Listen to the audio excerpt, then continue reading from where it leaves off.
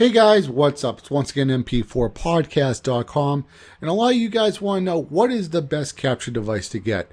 Should you get an HD-PVR, Hauppauge, Avermedia, Elgato? Which one should you get? Well, this video is going to answer all those questions for you. Now, this is the capture device that I own, which is the Hauppauge 1212 HD-PVR high definition personal video recorder. This is the first one that came to market that got extremely popular. Now, this capture device really came to market to record television shows. People who have cable or satellite dish, Comcast, RCN, DirecTV, Dish Network, you name it. That's what this was basically designed for.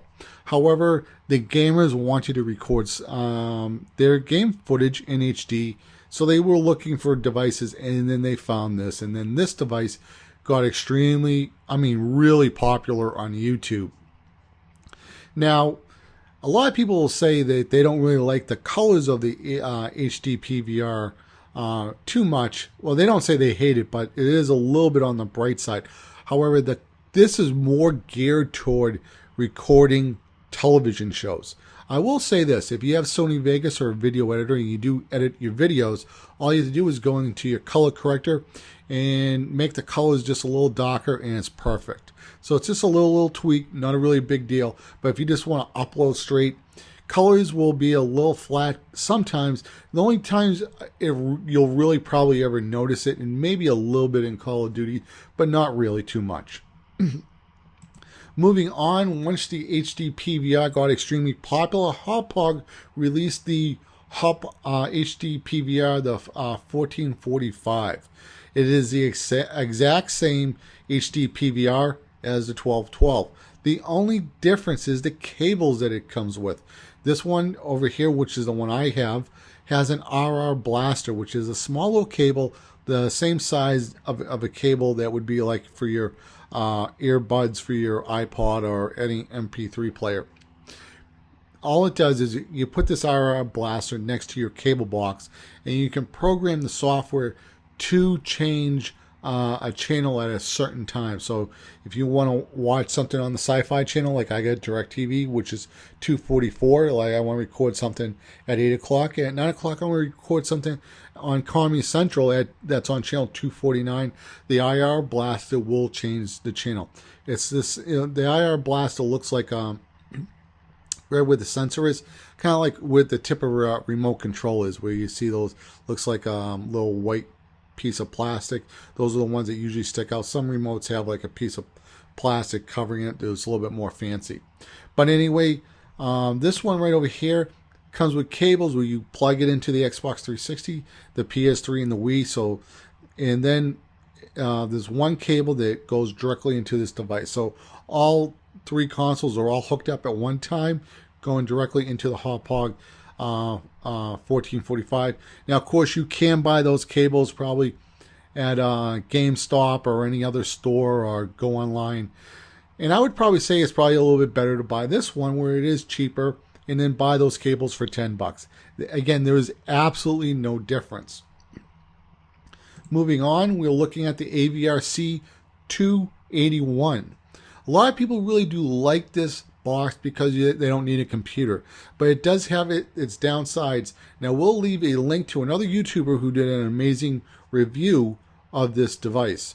The downside is that it records in AVI file format, and there's a lot of video editors that don't like the AVI file format, and it's kind of hard if you want to do voiceovers.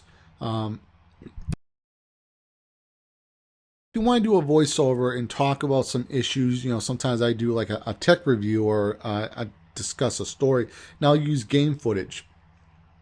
With the Avermedia C281, the video is extremely choppy to play back with Sony Vegas.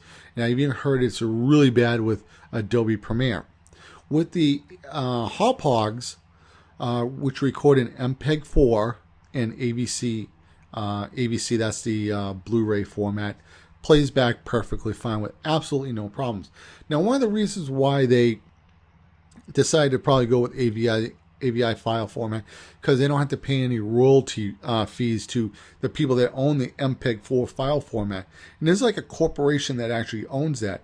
Now, if you have a camcorder, if you have the manual, or if you lost it, just go to any company that makes camcorders, download the manual. Somewhere in the manual, it will actually say that if you make money with your camera, that you have to pay royalties back to this company that owns the MPEG file format.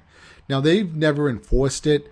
It's a little scary that it's in the manual like that, but again, I think it's more because they don't want anybody stepping on their copyrights or something like that on their file format. So, but they've never ever enforced it. Now, if they ever did, Avermedia looks pretty good now because they can't claim your videos or anything like that. And again, if you're using cameras, the other file format would be Motion JPEG and Olympus. Pentax uses Motion JPEGs and older Nikon. So if you're doing gaming, you could probably film off the screen like some people film with camcorders. So you can avoid that. But again, since the flip cameras got really popular, we know flip cameras got discontinued. The people that own the MPEG file format have never reinforced it at all. But just to let you know, they do say they own your videos and a bunch of other stuff like that. You have to give them money. Now, the Hauppauge HD-PVR2 Gaming Edition, what's really good about this capture device is that this one records in 1080p. Okay. Now, what's bad about this one, it doesn't allow you to change channels like this one. Like, let's say you got this one. You can get the RR Blaster. You can order it from Hauppauge's website. It's $7.99, $7 or $6. If you're having a hard time finding it on their website, just call them up so you can, if you get this one, I'm just saying. But if you get this one, you can't change channels. So if you want to use it to record content from DirecTV, Dish Network, or Comcast, RCN, whatever, you can't really go out of the house and set a timer and have it record. You can still record television shows from Comcast or whatever, but it has a, let me see if it shows a back right over here. Oops. Okay. This AVN input has component out cables there, where you plug cables into these cables, and that's how you can get like a PS3. This device cannot record PlayStation 3 with HDMI, and that's because there is a certain type of copy protection that's in HDMI outputs, but it's not always turned on. Xbox doesn't turn it on for gaming. I think they turn it on for DVDs and Netflix movies. However, on the PS3, it is always on, so you can't record HDMI. The Xbox, you can. So to get around that, you have to use component cables. So you use your component cables with your PS3, and you can plug these in, and you can unhook them if you want to hook up, let's say DirecTV and record a TV show. You can. However, I do not know if this box ignores Macrovision. You know what Macrovision is? Macrovision is a form of copy protection that's analog. And basically what it does, let's say like people back in the 80s would record movies with 2 VCRs, and the movie companies didn't like that. So they came up with a form of copy protection called Macrovision. And what it does, it knows that there's like a weird looping going on in the cables, and it scrambles the picture. The Hauppauge 1212 model, and also I'm assuming this one as well, since it is the exact same model, will ignore Macrovision. Okay, now once you ignore Macrovision, you can back up your VHS tapes if you have any old movies. I have a lot of retro cartoons that you can't get on DVD, like the Mighty Orbots, and there's one tape that I know of that has Macrovision on it, and I can use this device to make a backup copy. Now, I do want to say one thing before anybody goes out and gets this to make copies of old VHS tapes, or family videos or something like that.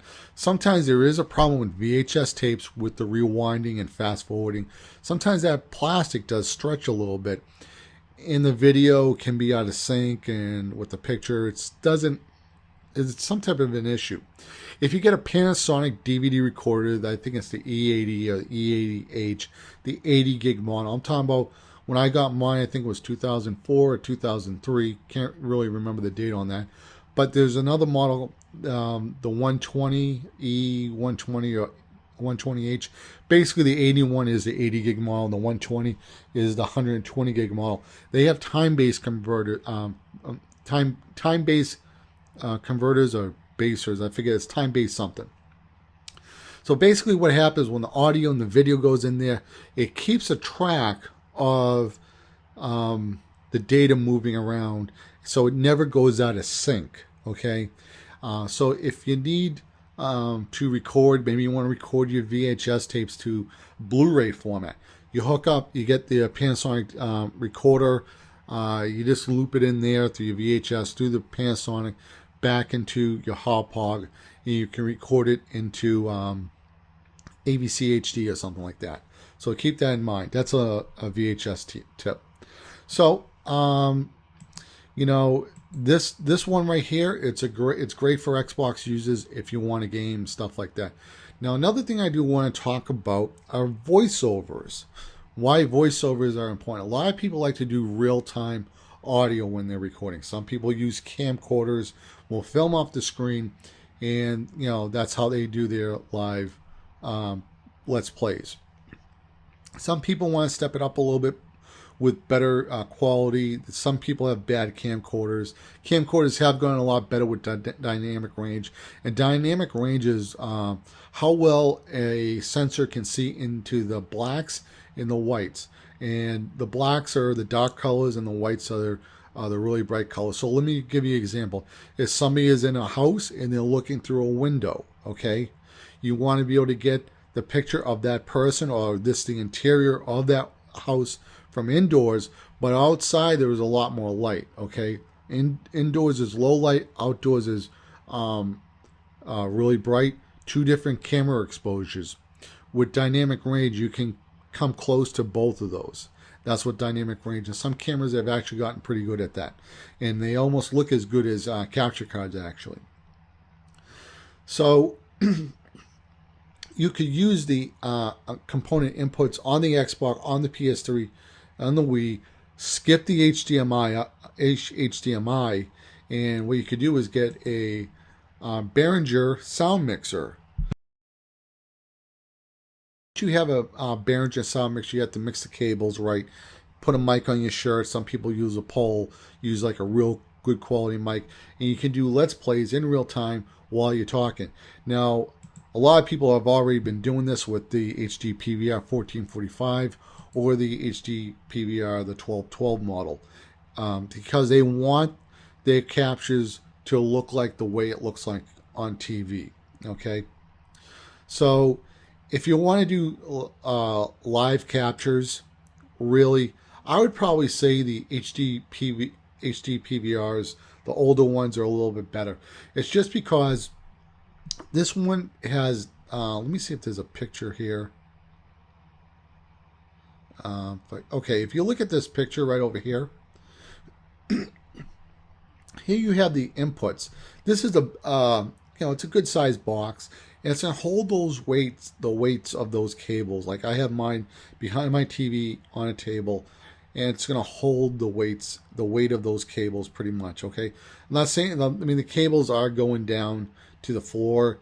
They are thick cables, so there is a little bit of support from the way the cables are bending, but it's not gonna tip over the box. Okay, they're nicely snug in there. Another tip I do want to give you really quick: go over to mono prices and get the extensions for, like, let's say you have component cables or just one RCA cable.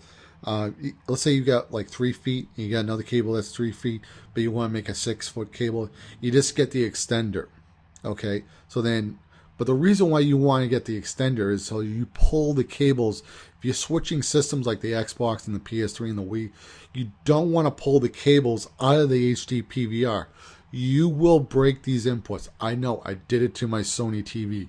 Back last generation, the video input, because in my bedroom, I had a 20-inch Sony TV, and it was yellow, white, and red inputs. The yellow was the picture one.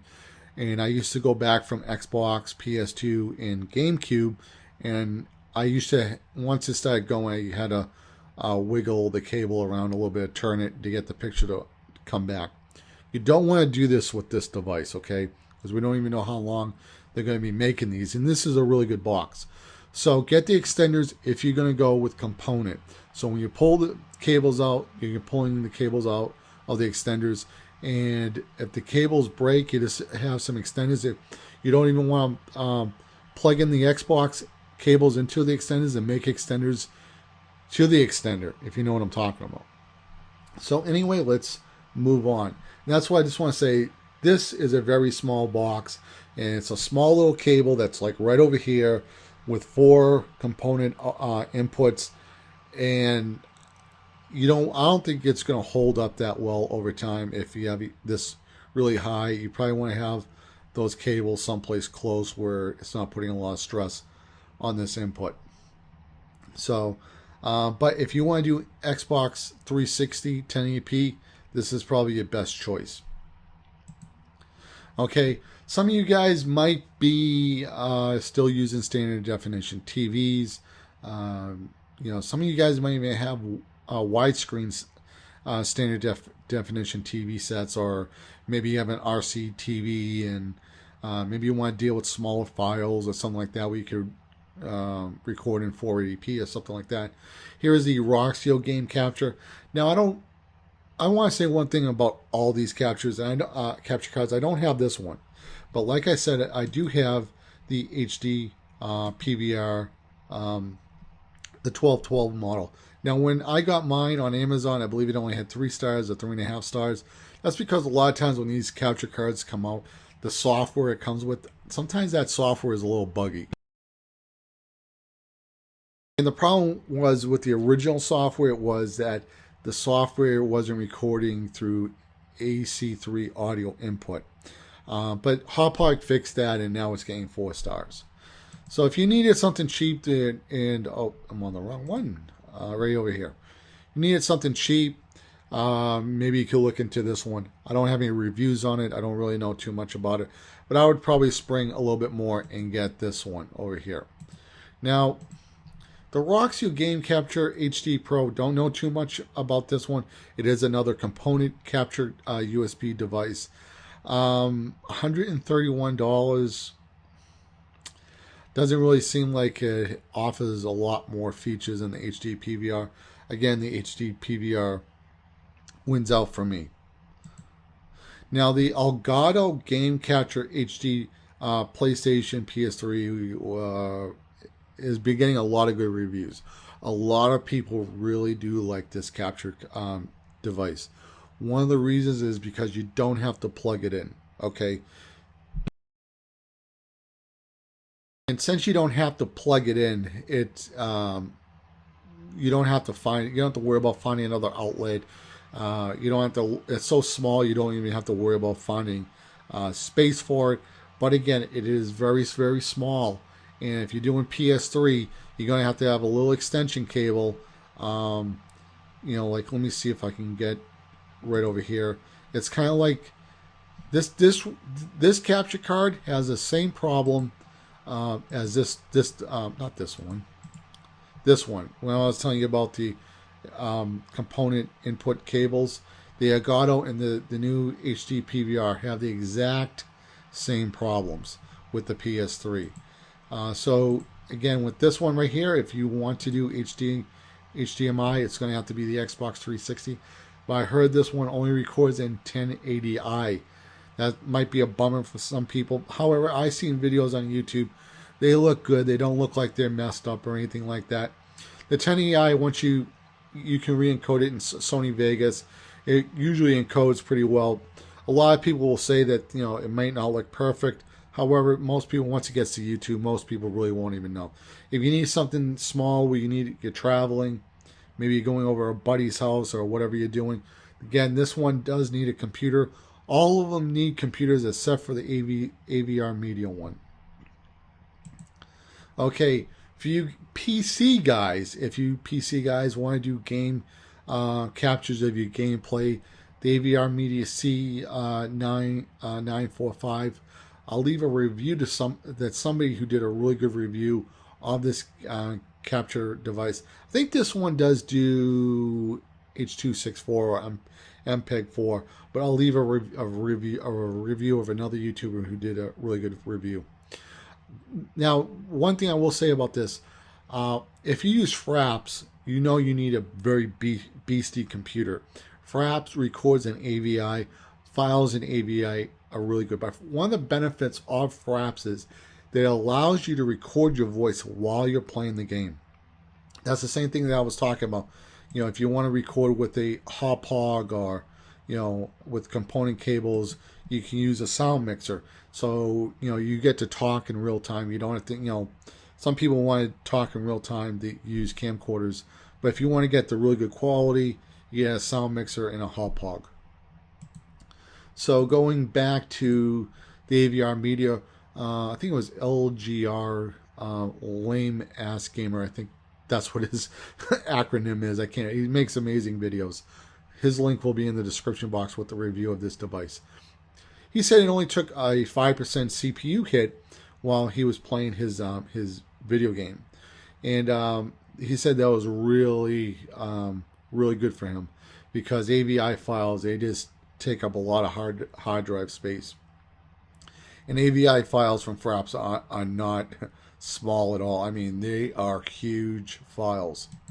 Moving on, now the Blackmagic got popular, I think, back in 2008, 2009, right around the same time as the Hauppauge 1212 came out. It was these two devices that came out at right around the exact same time. And a lot of people were using this device to record Xbox 360 footage. And of course, this is a device you have to put inside your PC. I don't really see the need for it too much, I guess, unless you need HDMI that bad. It will loop where you're gonna have to loop your video card, kind of like old voodoo cards back in the 90s, something like that. And one thing about Blackmagic, all their capture cards, even over time, their ratings on Amazon are only around 3.5 stars. It doesn't seem like they really fixed some of these bugs. Here's another one, which is HDMI component. There's another one that's Thunderbolt. Thunderbolt, I think, is a special input for Mac or something, or new PCs. So, you know, if that's what you want to use, you may want to look into something. Now, really off topic, Blackmagic actually makes a lot of great products, but they're really high-end pro products, and their consumer stuff really hasn't been the best. But this to show you that they do make really good products. Here is a Blackmagic camera. It records in 2.5K resolution. It's a little higher than 1080p, and the image out of it is amazing. If you guys just want to play around with it, Blackmagic has released some video files and a piece of software that you get to play with. It's kind of like playing with Lightroom with raw photo files. Also, I do want to say, I didn't really cover this, but if you did want to capture with a camcorder, my advice for capturing with a camcorder is to play with your settings, and put your ISO as low as it can go, and you might have to play around with it with a little bit with different games. But usually I find ISO 50 on my Sanios work pretty well. Then what you do is you set your shutter to double your frame rate. So I do 30 frames. I set the shutter at 60. I go into manual mode, and I usually set the aperture around 2.4. And I try to get the exposure the same in the viewfinder of the camera to be the same as the television. And then you can probably, if you have the option in your camera, go into manual focus and then set the focus. and you can usually get pretty good even with the camcorder for doing Let's Plays. However, sometimes you may have a scene that gets too bright, too dark, or whatever. I do leave the white balance on auto, but I have done some really good captures with my Sanyos. Sometimes there will be some games with camcorders that will struggle a little bit, and usually those are really with like really dark scenes or really bright scenes. And sometimes Call of Duty games, sometimes are, they might have the sky might be too bright, or the sidewalk, or there's a lot of sand in some Call of Duty, like maybe you're in a certain part of the world, sand is usually bright, so those can be pretty blown out highlights. And then the rifles are usually black, and then it's trying to compensate for all these different exposures, and it doesn't usually work out that well. However, when I did do my Gears of War, I never really finished it though. The Gears of War was usually kind of balanced for the most part in Gears of War when I was doing my Let's Play. And it actually captured pretty good, and I showed it to a few people, and they were watching. I only uploaded the standard definition 360p, and they actually thought it was actually a capture device. It was that good. But other camcorders do have more dynamic range. So just play around with what you have and see how well it works. But myself, if I had to get an all-in-one capture device, my choice would be the HD PVR 1212. Again, remember, if you think the colors are a little flat, if you put it in Sony Vegas, you just go into the color corrector and adjust. I'll try to find a video for you guys for Sony Vegas color correction. You just slide the colors and make them a little bit different, and then the colors actually look exactly like the Avermedia C281. The Avermedia does have a little bit of a darker color recording. And one other thing I do want to say, some people like their colors bright, some people like them a little dark because it makes them a little bit more contrasty. The one thing, a lot of people like Ghostbusters, excuse me, Ghostbusters, the Xbox 360 one had really dark colors, very contrasty colors, very poppy colors, but it was a little dark. Where the PS3 version was brighter, but looked a little washed out. But it was easier to see in dark areas. Now I know some TV shows back in the day would be filmed purposely dark, but it was hard to see, like the X-Files. I used to purposely even overexpose it, turn up the brightness, because some things are just a little hard to see. That was back when the old TVs didn't have a lot of dynamic range. But if you don't know what dynamic range is, I'll try to leave another video in the description box of this video. You can watch it. It's more of a camera review, but you guys can see what that looks like. So once again, guys, this has been mp4podcast.com signing out. And my choice is the Hauppauge 1212 because it does everything. Take care, guys. Like, guys, MP4 Podcast signing out. And if you enjoyed this video, please subscribe to the channel. Have any questions, leave a comment below. If you can help me out, give me a thumbs up. Thanks, guys. Bye.